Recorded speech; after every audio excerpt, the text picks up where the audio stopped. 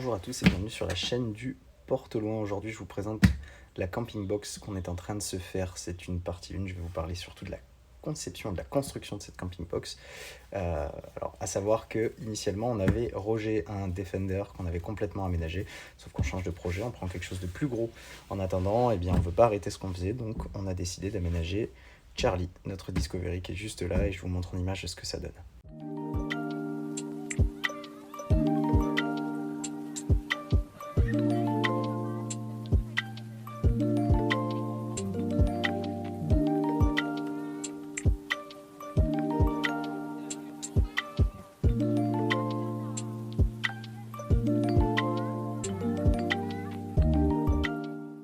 Comme vous pouvez voir, eh bien, pour aménager Charlie, on s'est fait une camping box.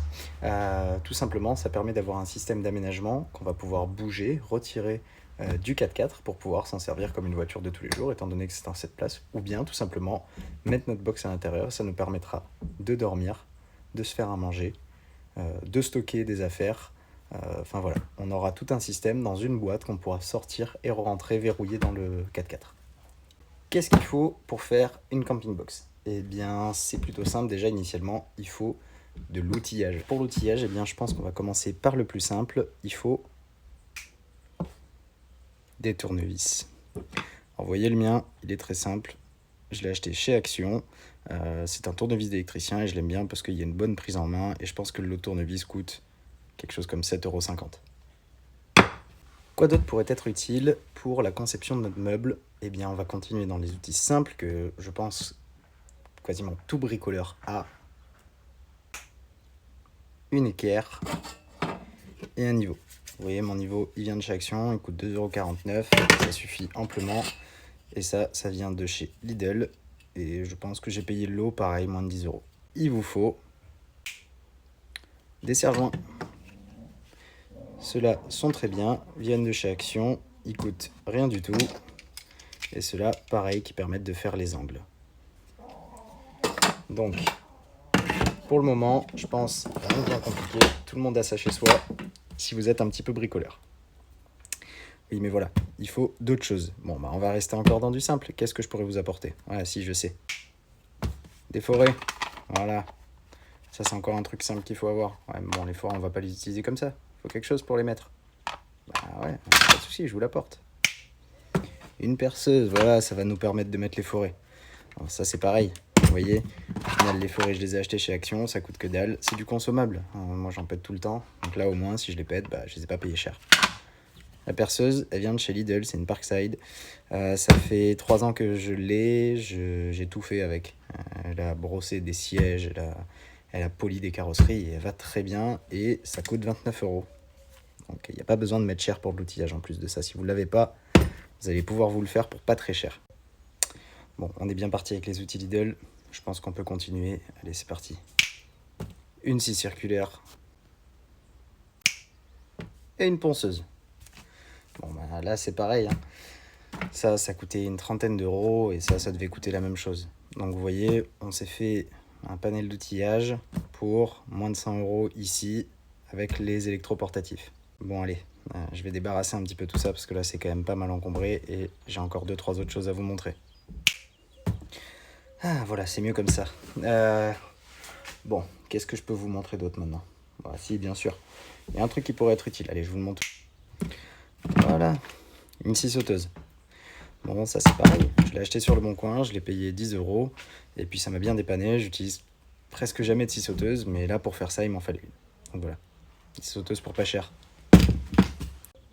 Finalement, on va passer à l'outil qui m'a coûté le plus cher, que j'ai acheté exprès pour la finition.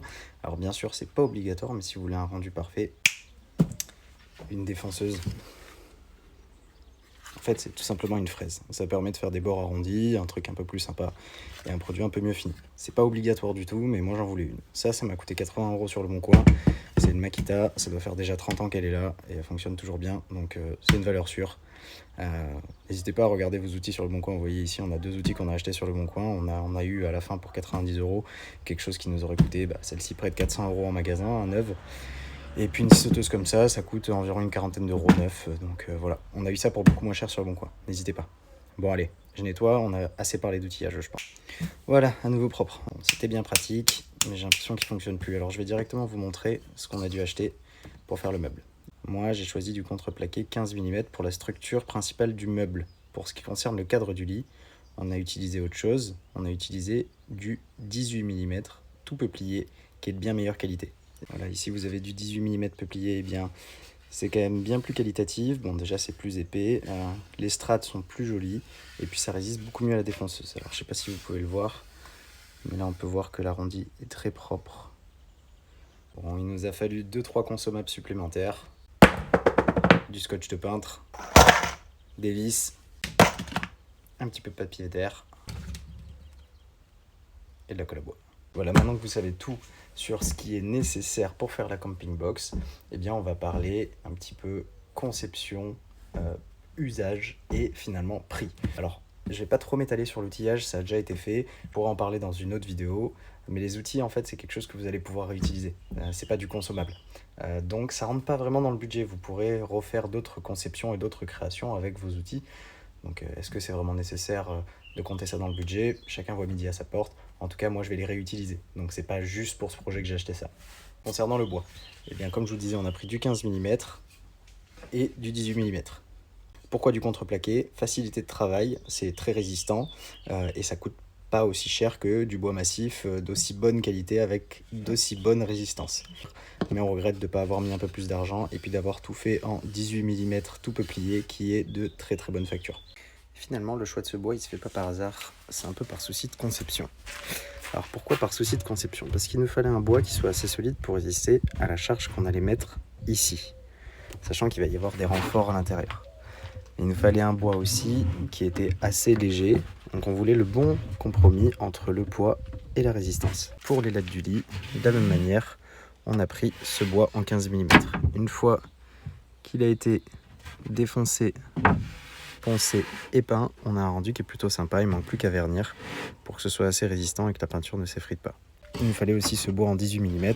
J'ai choisi du 18 mm pour le cadre parce que c'est là où il va y avoir le plus de contraintes et j'ai des endroits avec des faiblesses. J'ai creusé pour faire des encoches et je voulais que ce soit aussi résistant parce que je voulais que tout soit au même niveau. Parlons maintenant du prix. Et bien du prix total. Et bien pour le bois, comme on a dit, nous dans notre conception, comme vous voyez, qui est très simple, entre le tout peuplier ainsi que l'ordinaire en 15 mm et en 18 mm, ça nous a coûté exactement 170 €. Donc bien sûr, si on rajoute les cloisons plus un petit bac de tiroirs qu'on va faire, et bien finalement ça nous fera environ 200 €.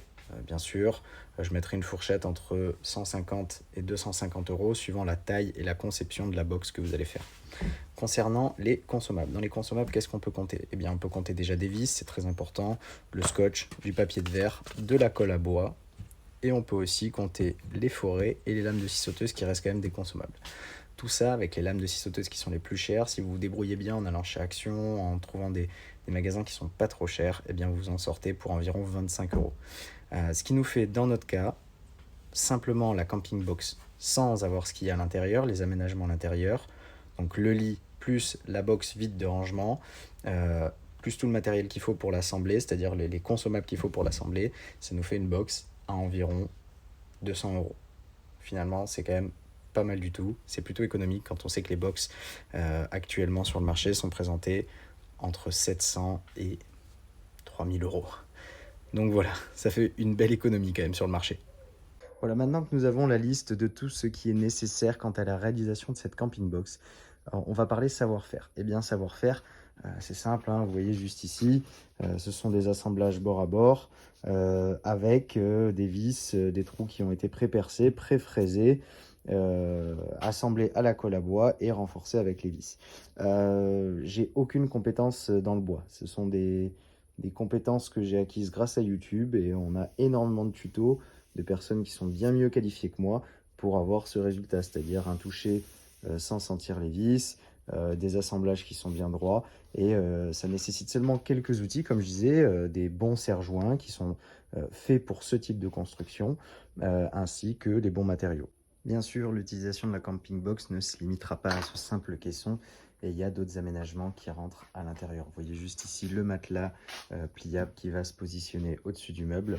Vous voyez aussi ce petit meuble à l'intérieur qui se déplie de la sorte avec des coulisses lourdes charges ainsi que ces charnières verrouillables qui permettent d'avoir un petit meuble de cuisine juste ici. On aura aussi le système d'eau avec déjà le jerrycan qui est installé. Et tout ça, eh bien, on en parlera la semaine prochaine dans une vidéo où on parlera de l'aménagement de toute la camping box. En attendant de se retrouver la semaine prochaine pour la suite de la vidéo avec l'aménagement de toute la box, le budget et quels ont été nos choix, vous pouvez vous abonner et suivre nos vidéos juste ici. Nous avons déjà quelques vidéos qui sont sorties. Vous pouvez aussi nous suivre sur Instagram @leporte-au-loin et n'hésitez pas à mettre la cloche et un pouce bleu si la vidéo vous a plu. N'hésitez pas à commenter aussi pour nous faire progresser dans nos vidéos. À bientôt.